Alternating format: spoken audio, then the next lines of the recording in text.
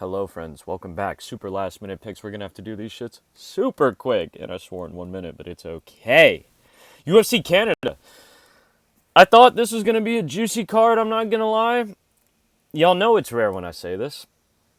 I think it might be a tweaky one. I'm not going to lie. I think it might be a tweaky one. There's lots of fights here that I'm like, I can't tell if they're trying to set one dude up, if they're just like throwing shit at the wall, seeing what sticks. I really don't know. We'll get to them when we get to that. First fight, Jamie Siraj versus, might be Sarai, versus John Yanis. This man, John Yanis, lost to Austin Bashi. But that was actually not like, Austin Bashi was kind of expected to win that fight, man. Kind of went apeshit. Jamie Siraj, I saw an interview with him recently, man, like, had this insane, it was multiple, basically afflictions, medical afflictions and conditions that happened to set in and take place at the same time, and Jamie had a bit of a road to recovery with that, but all that's behind him. Man will be making his UFC debut, fighting in his home country of Canada. John Yanis, man. I don't remember as much of John Yanis' fight. We'll just take a guess. We'll take a guess with the first one. I'm going to say by decision, though. This one should be spooky. Mark Vologden, a fuck ton of heart. Man, lost to this dude, Adrian Luna Marnetti, but that was a crazy fight that he had on the Contender Series. That was one of the craziest Contender Series nights, just in general. Episodes, so to speak. Sexy Mexi on a little bit of a slump. Man lost to Daniel Marcos and then Chris Gutierrez. Those aren't bad losses, though, by far. And there's actually a little bit of a... This is the thing that spooks me. Massive age difference. Man, Mark Vologden a lot younger. Has taken some damage, though, some punishment. Big size discrepancy between these two fighters. And I know that John Castaneda does like to wrestle. He doesn't mind it. So as long as he doesn't get cracked and violated by Mark Vologden, I'll give him the nod by decision. This one is one of the first fights I'm talking about. It's essentially a coin toss, I think. Like, Jamie Lynn Horth, I fucking hate. Sometimes she looks so bad it's not even funny. And she still wins. That's the thing. She still wins.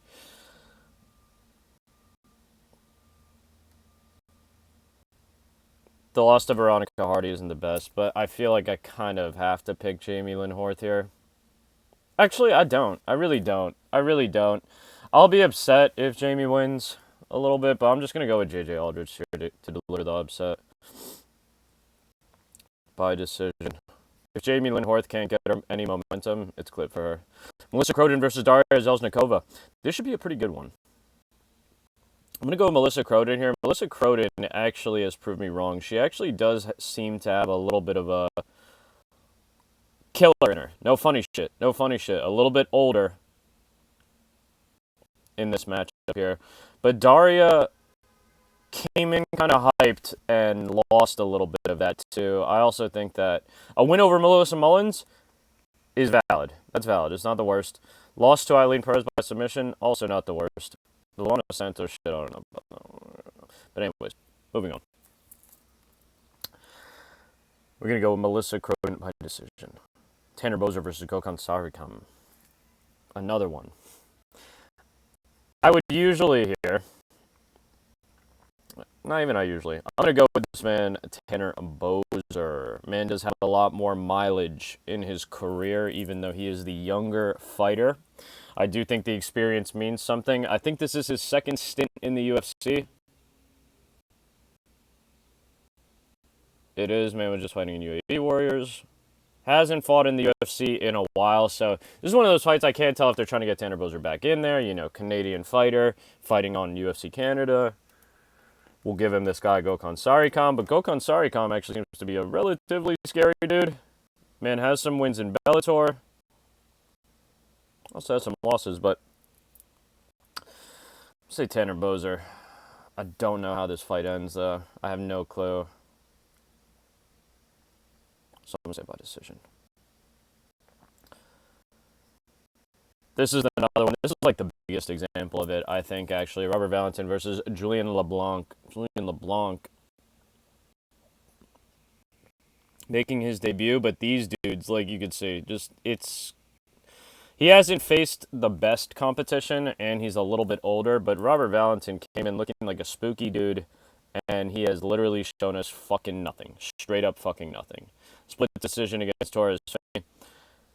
Honestly, that actually means more good than bad to me, compared to even, like, when you look at his record in totality. Hell, this man just didn't get held down by Torres Finney. You know, he did his own thing for a little bit. Julian LeBlanc, on the other hand, I don't know, man. Like, Robert really hasn't shown us shit. There's zero reason, right? Zero reason to go with him. But I don't know, man. I don't know about that one. I don't know about that one. Maybe Valentin's chinny. Say KO TKO round two. This one I almost picked just because I was reading it. Dennis Bazooka I actually like, you know, Staten Island, New Yorker. So I do fuck with Dennis Bazooka. He's had some tough fights. More often than not, he loses them, unfortunately. The split decision to Francis Marshall, that's a decent loss. Marcio Barbosa seems to be on a pretty good tear, fighting in LFA. I respect those wins. Got a finish on Dana White Contender Series. I think, honestly, he'll get a finish here, and unfortunately, it's going to be round one versus Dennis. I might be rooting for Dennis low-key, but we're going to have to pick this man, Marcio. Thiago Moises versus Gage Young. Gage Young, interesting fight versus Mahashate in the last one, I believe it was. That loss to Evan Elder is fucking insane. And it's kind of for that reason that we're going to have to go with Thiago Moises. Jared Gordon is good. A win over Trey Ogden actually means more to me than maybe it does to other people, but it's still good. Ludovic Klein is a very tough out. Mitch Ramirez has heart and can fight. So I'm going to go with this man, Thiago Moises. We'll actually say maybe the subby. Maybe a finish here. Man's actually, well, I was going to say, man's coming in here at a little bit of a dog.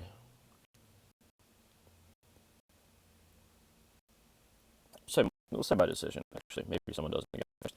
It's crazy that Tapology really on Jasmine here heavy. I was like, damn, looking forward to another Jasmine pick. You already know the box. We're going with Jasmine. It might be a sub. Are there people jacking sub? There are some people jacking sub. It might be a sub, but I think decision is the play here. Moving on, Mandel Nalo. Man's been putting in hours in the gym with the Candyman himself versus Black Country banger Jai Herbert. Now, y'all are sleeping on fucking Jai Herbert. That being said, I'm going to pick Mandel Nalo. But y'all are still sleeping on Jai Herbert. Trust, I see so much disrespect to Jai Herbert online. Man, it's like, who the fuck is this guy? People only know it because this is the guy that Ilya knocked out.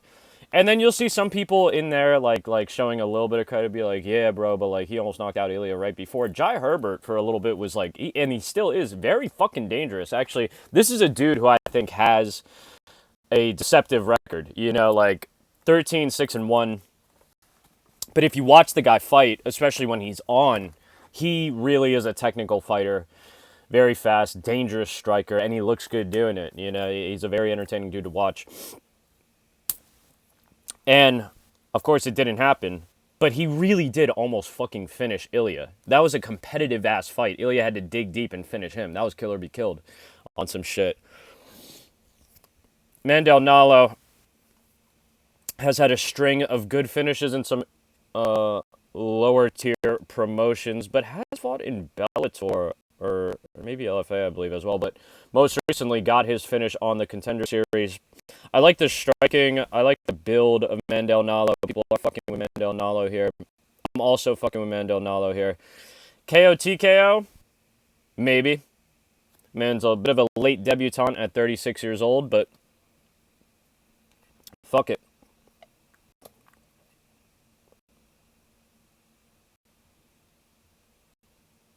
The Rolando Bedoya shit, they kind of gave him to bounce back. Ludovic Klein shit. Shit. Here's the thing, though. I don't think Jai is, like, chinny, per se. We'll go with decision, actually. I don't know if someone gets finished here. Even though people are saying not by KO, TKO. I don't know if that happens. Actually, maybe it does happen in round two. Maybe it does. You don't know that we fuck with round two. Again, Kyler Phillips versus Charles Jourdain. This is probably the only one that I might look like a fool on because Charles Jourdain, again, when that dude's on, he is also really good. Well-rounded.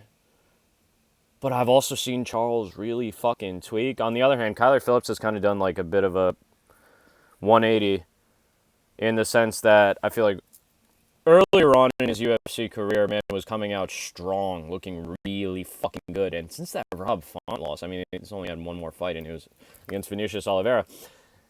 It's just been rough, like really fucking rough. I don't know, man. I don't know.